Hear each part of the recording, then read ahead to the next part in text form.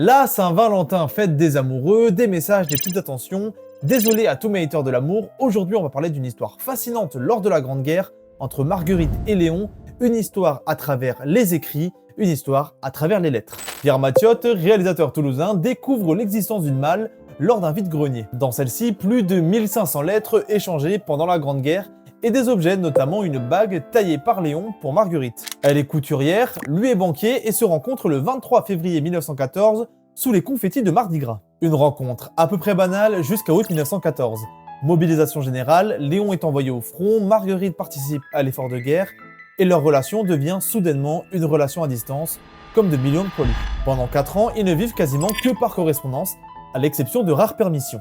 Dans ses lettres, Léon parle peu directement des combats. La censure existe, mais il cherche surtout à rassurer Marguerite. Et même blessé, il va minimiser les faits. Une balle dans la cuisse. J'aurais dû être tué si le bon Dieu ne m'avait pas protégé. Pourtant, on comprend la réalité entre les lignes. Entre l'attente, la peur ou encore la fatigue, à Verdun, il écrira des mots absolument primordiaux sur l'importance de l'amour.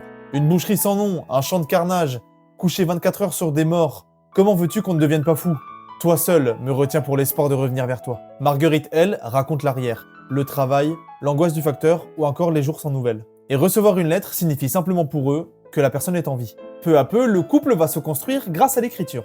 Ils vont parler de choses réchauffantes d'après-guerre, à savoir une maison, un mariage et même un enfant. Ils auraient même déjà choisi un prénom qui figure d'ailleurs dans les lettres, Huguette. Ils vont se marier lors d'une permission en 1916 et en 1918, Marguerite donne naissance à Huguette. Malheureusement, 4 jours après la naissance d'Huguette, Léon décède du typhus à l'âge de 25 ans. Ce qui reste aujourd'hui, ce n'est pas uniquement une fin tragique, mais c'est toute une histoire qui s'est construite et qui s'est écrite lors de la Grande Guerre. Une relation amoureuse qui a existé surtout par lettres, et qui un siècle plus tard nous rappelle que la guerre se vit aussi loin du front, dans l'attente, l'écriture, et l'espoir très simple de revoir quelqu'un. Alors si vous aussi, vous n'avez pas vu un être cher depuis longtemps, écrivez-lui une lettre, car les mots sont un chouette remède.